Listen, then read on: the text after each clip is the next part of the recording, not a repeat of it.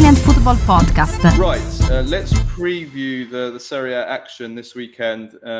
Starting off with Juventus versus Milan, and then we'll talk about the other games. So this is the big match of the weekend. Sunday, the 6th of October, at the Allianz Stadium in Turin. Big game for more so for Juventus, but also for Milan, who are in great form. I'll go through the team news first.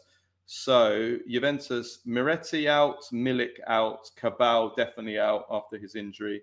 And then we need to see the status of Bremer and Kefren Thuram after they were injured for the match against Villarreal. As for Milan, they have Estupinan suspended. Yashari is still out as well.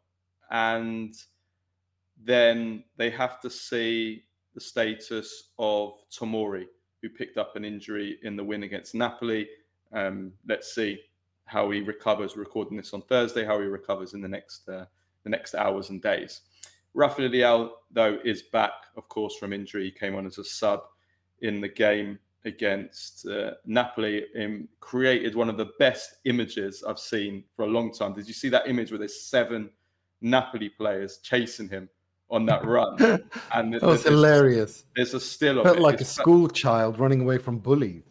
It was brilliant, wasn't it? What an image! It what that reminded me of? Reminded me of the image of Diego Maradona against Belgium in the 1986 World Cup, where he's like, it's like he's facing forward, and then there's just like 5-6 Belgian players all in front of him. Yeah, brilliant. Yeah, so we'll see with that. Probable 11s. So I think I'll do Milan first because I think that's much easier to predict. So it will be Magnon in goal. And then if Tomori's fit, it'll be Tomori, Gabbia, Pavlovic. If Tomori's not fit, it will be De Vinter instead of Tomori. Then the wing backs, it will be Bartizaghi coming in for Estupinan, Salamakers on the right. And then the midfield 3 will be Rabiot, Modric and Fofana. And then in attack, it will be Pulisic and either Jimenez or Leao. So we have to see whether Leao starts or whether Allegri uses him as a sub again. That's the question. So those are the doubts. That is really the only 2 doubts really are: does Leao start? Is Tomori fit to play? So I think it's pretty simple for Milan. For Juventus, some more question marks. First of all, in goal, does Di Gregorio start again, or do they stick with Perin after Perin started in the Champions League game? That's open for debate. In defence, I think if Bremer's fit, I think it will be Gatti, Bremer, and Kelly, which would push Kalulu to right wing back. With Cambiasso left wing back. Remember, Cabal is not an option now. And João Mario, again, wasn't particularly good. And then centre midfield, if Thuram's fit, it'll be Locatelli and Thuram. If Thuram is not fit, it'll be Locatelli and Koopmeiners or Locatelli and McKennie. And then for the 2 behind the 1, I think Conceicao has to start after that substitute performance. With Yildiz, of course. And then there's the debate: who starts an attack? Is it David again? Is it Vlahovic? Is it Openda? I mean, it's impossible to predict right now. We don't know because no one's making that shirt their own at the moment. Yeah, it's like that Mourinho quote at Fenerbahce, throwing 10 coins in the air and whichever lands on the table with Vlahovic. Vlahovic, David, and Openda, just, whichever, throw them in the air. Yeah. As for form, as we've said, Juventus 4 draws in a row going into this game in all competitions, having won the first 3 games of the season before that. And as for Milan, they're in great form. They lost their first game of the season to Cremonese, but they've won 5 in a row in all competitions, 4 in Serie A and also Coppa Italia. So yeah, Milan coming into this game in a lot of high confidence, and the likes of the likes of Modric and Pulisic in particular playing really well, and defence like really tightened up as opposed to Juventus' defence, which has conceded 11 goals in 5 games. So yeah, there's definitely a difference between the two teams there. As for the odds, very tight, not much between them. Juventus 13-8 to win, Milan 17-10, and the draw 21-10, so just over 2-1. So yeah, those are all that's all the main stuff out of the way. Now we can discuss the game. Yeah, I think it's a game Juventus really need to win this. They need to get a win. They need to get back on track here. They do. They need a win like the one they got against Inter, and they need a game where they actually, unlike the Inter game, which I think what you said at the time was very correct in that they didn't really create that much. It was more like chances and long shots and goalkeeping mistakes. I think Juventus need to get something, need to continue on the path of creating chances and scoring. I think that's the key. And also, Juric has to do Tudor has to do something about the defense. It's leaky. Thiago, it's Droventus like under Thiago Motta, but the difference is that here it's not sterile. It's actually pretty free flowing, and it's exciting for the neutrals to watch. Yeah, it's eventful. When Juventus play, it's eventful. I mean, and it's I think that's what they need. But they're going up against a manager who, I mean, if there ever was a manager who you don't want to playing with these problems that you've got, it's Allegri. I mean, it feels like Allegri is just gonna shithouse this game. He's going back to. They're going to play how Villarreal played, aren't they? It's going to be similar. Let Juventus have the ball and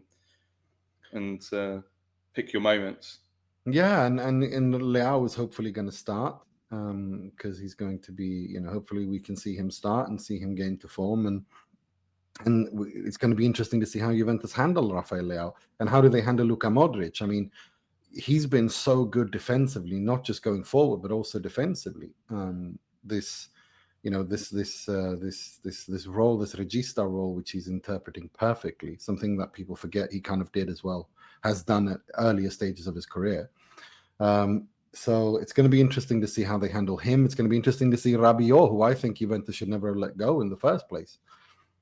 Well, I'm not. I mean, I think it's good you brought up Rabiot because I said this towards the end of the summer when Rabiot had that fight with Jonathan Rowe, and it was clear that Marseille were going to sell both of the players, and he was available for a cut price. Okay, salary is reasonably high for Serie A standards, but he was going to be available for like 15 million euros or something like that.